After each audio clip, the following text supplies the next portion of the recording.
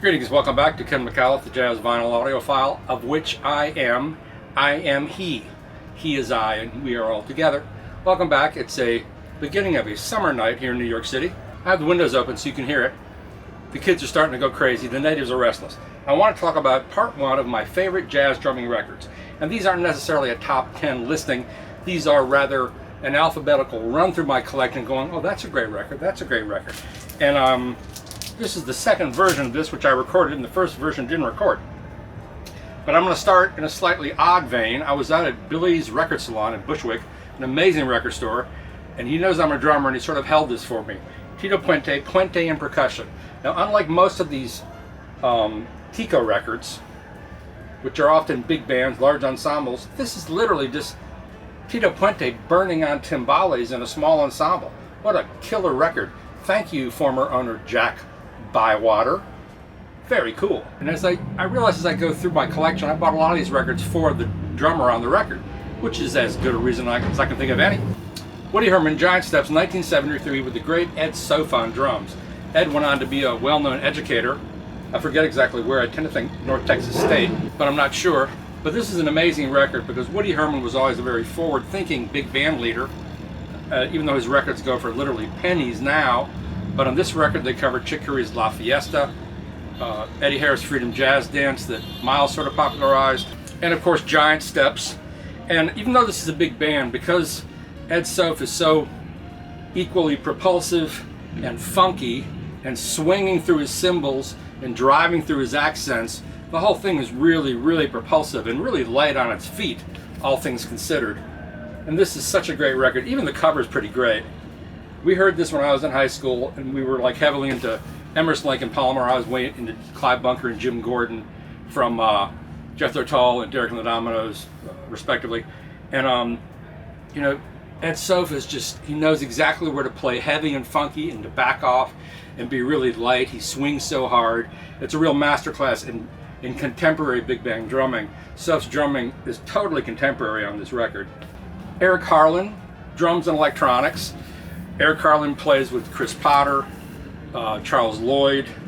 He's played in so many different environments, one of the great young drummers. And this is a good chance to hear him on a drum set playing with electronics. At times the record kind of meanders. It doesn't always have a plot. It's kind of rolling around, but he has a great touch and great ideas as a drummer, and he's worth checking out. These Nouvelle records are generally only available by subscription, but he's played with so many people. A great younger than the other guys, younger than the dead drummers I'm going to talk about. Mel Lewis, Bill Holman, Jive for 5, a mono pressing, original pressing on Rex Productions. Great cover. Mel Lewis, forever a light, I think of him as a egoless drummer. There is so little ego, but there's a lot of spirit in his playing. Beautiful time, beautiful touch. His ideas never get in the way, they're always fully supportive. As you can hear in his Thad Jones and Mel Lewis big band orchestra records. Yes! This is a rare record. As rare as his solo record. But Mel Lewis is essentially the same on all his records. Even the record he did in the 80s on Horizon, I think it was, which has, you know, beautiful sound compared to this much older record, but he's always the same. He's in the pocket, he's swinging, he's light, he's propulsive, he plays for the ensemble. He's a great drummer for a beginning drummer to check out. From 1974, Herbie Hancock, Thrust with Mark Clark. This is one of the great jazz funk documents. Mike Clark, who was a pretty good friend of mine, on the track, particularly on the track Actual Proof. It's on an odd meter. I don't know what odd meter it is, I can't count it. It ain't 7, it ain't 11, it ain't 10, I don't know what it is. But Mike is playing so many different things here, covering all these different basses. First of all, he's playing an amazing unison funk groove, bassist Paul Jackson.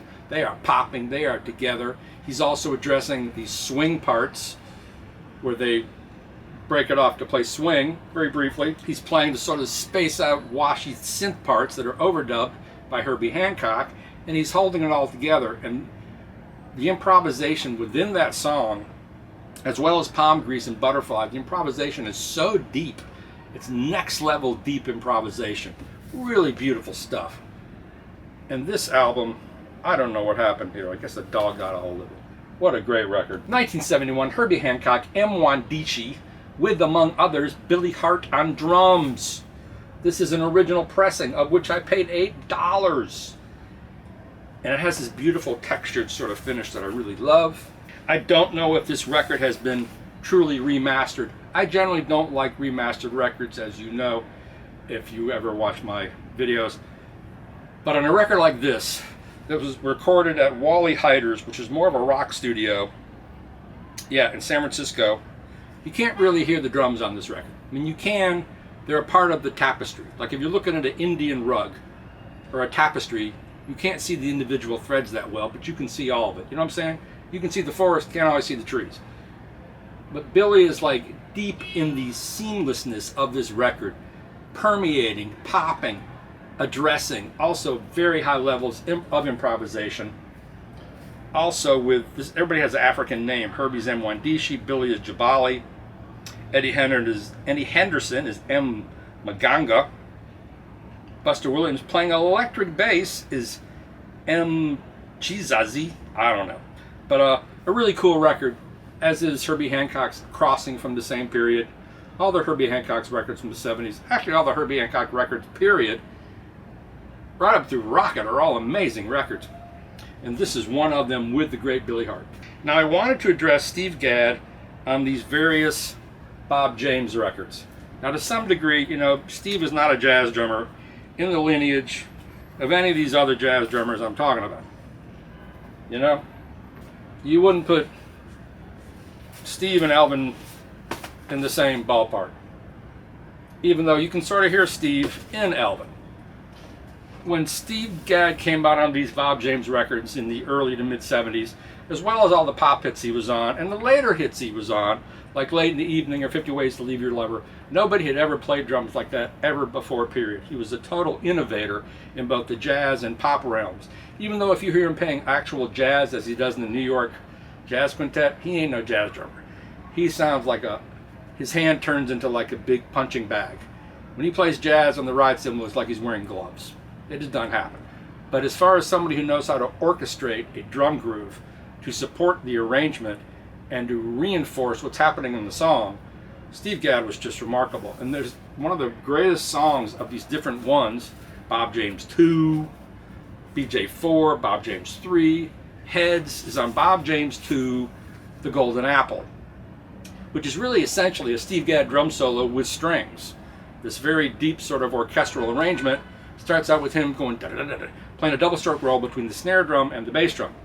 That's the intro, and that's a theme that kind of goes throughout the song.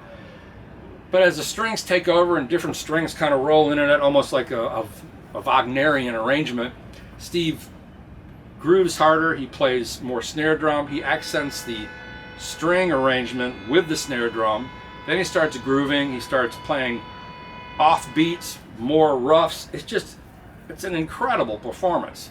And one of the great, top 10 Steve Gadd performances called The Golden Apple, along with the work Steve Gadd did on Chick Corea's Leprechaun, Three Quartets, My Spanish Heart, Friends, all these amazing records Chick Corea did, as well as Paul Simon, Late in the Evening, and 50 Ways to Leave Your Lover.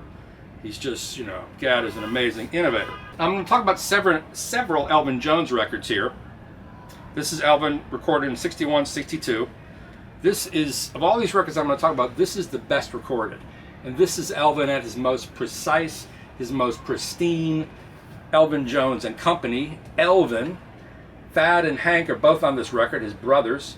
So to a degree, he's really going for broke, but also, it's almost like saying, hey, check out what I can do, guys. Look where I am now. Because his solos are just so beautiful and so precise and very sophisticated, very refined, but very powerful. And you can hear the influence of Coltrane in his playing start to open up. Now, a little different, with a totally different sort of cover, is we have Elvin the Country Bumpkin, and then again Elvin Jones. This is from the early 60s. Actually, this is 1965. Now, he's already with Train, but why someone didn't tell him, Elvin, put on a shirt, take off the jeans, it's just kind of strange, I've never seen Elvin look so unsophisticated. But anyway, this is a great record. very immediate, very upfront. Again with his Frank West, Paul Chambers on bass, Charles Davis on baritone sax, and especially important because it includes the arrangements and compositions of Melba Liston, who never really got her due, a female trombonist, one of the great trombonists, and very sophisticated arranger. So it's nice to hear her tunes on here. One of her tunes, Elvin Elpis, also Len Syrah. She's even original in the way she names her tunes, but a really cool early Atlantic pressing, mono of course, of Elvin. Paul Motian's such an unusual guy. I interviewed him once or twice. Not a fun interview. Didn't like to talk about his drumming. I didn't really hit it off with old Paul. I did one interview for a Modern Drummer cover, and it was Paul Motian and Bill Frisell was sitting there, and one of my good friends, Ken Foreman. And if not for those guys, I wouldn't have gotten an interview out of him, because I'd ask the question and he would kind of not answer the question, and they would kind of joke with him, get him to answer the question. But he was kind of an irascible guy, and I think that came out in his drumming. You know, he's very in the pocket and in the medium, in the idiom on the Bill Evans records. Then he plays with Paul Bley, and he's starting to open up a little bit. Then he goes with Keith Jarrett, and he's really starting to expand his role. And really, you can hear on this record the kind of things he would be doing at the end of his life with his electric bebop groups, and with Joe Lovano and Bill Frisell on those ECM trio groups. You know, he still swings, but he's starting to get kind of bombastic. He will bash on a tom, he'll play a backbeat, but then he'll go back to swinging. He's almost like he's conflicted about what he wants to play. But you know, he gives a lot of freedom to all the other players while still being totally in the pocket. Keith Jarrett, Bop-Be. Elvin Jones is On the Mountain with Jan Hammer and Gene Perla, 1975. This is the weirdest Elvin Jones record you will ever hear. Not to mention that crazy photograph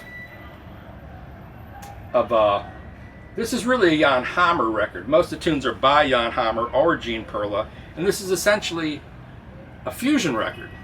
And you're hearing Elvin play fusion, you know, with downbeats on the one, and Jan Hammer playing these crazy synthesizer lines, as he did with Mahavishnu and Billy Cobham and Jeff Beck. You know, I think he's the ultimate synth player. And Elvin just hits it. Hits all the accents, does all this rolling thunder stuff.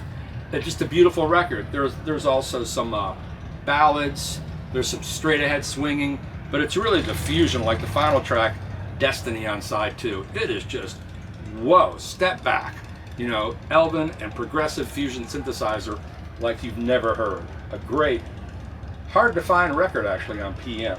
Going back further in the history of drumming, Joe Jones, the drums, on the French Odyssey label. This is an amazing recording. This is an instructional drum record where Joe Jones, who made his name with Count Basie, takes you through the history of jazz drumming up to that point. He talks about and plays in the styles of Sonny Greer, Billy Gladstone, Chick Webb, Baby Lovett, Pete Nugent, Baby Lawrence, Bill Bojangles Robinson, the tap dancer, Sid Catlett, Walter Johnson, Gene Krupa. He talks about rudiments, drum rolls. It's just a beautiful record. Also, just to hear his voice and the way he speaks. You know, this is a person from another era. You know, speaking in a very kind of, sort of a put-on, affected, sophisticated accent. And it's a blast. It's such a fun record. And it's very well recorded, if you can find it. I think it is available on CD. I mean, you can really see his personality in the photos on the back cover. Such a fun record. Joe Jones, the drums. Moving through time and space with the greatest jazz drummers of all time, Philly Joe Jones, Philly Joe's Beat. This record was cut at Atlantic Studios in Midtown. And it's interesting, you know it's Atlantic because, see those curtains? If this was Hackensack, where he also did a lot of work for Rudy Van Gelder, those curtains would have those weird op art designs, and there would be blinds behind the curtains. So, and the sound is very different. The sound is good on this. It's very immediate, and he's playing his ass off. He does some of his, what I think of as his great tracks that he also did with Miles. Salt Peanuts, 2-bass hit. Got to Take Another Chance by Philly Joe Jones. And, you know, his solos are extended, they're intense. Philly Joe Jones is such a playful drummer. He's such a relaxed drummer. He can play anything at any tempo. He can play amazing brushwork. You can check out Billy Boy on Miles Davis Milestones. Good Lord, his brushwork is phenomenal on that. And this is more just stick work. And you can tell this is a guy who has a big personality. And that comes across in all his drumming, all the great Blue Note records, all the first great quintet of Miles Davis. And this is a hard record to find. It's mono. I'm really happy to have this. Atlantic 3040, great performances. Philly Joe Jones Showcase, his third recording, on Riverside. There's something kind of buttoned up about this recording compared to the two Atlantic records I'm going to talk about. He plays beautifully. It's very sophisticated. The sound is a little bit recessed. It almost sounds a little uninspired, even though this is an amazing album. Blue Mitchell, Julian Priester, Bill Barron, Pepper Adams,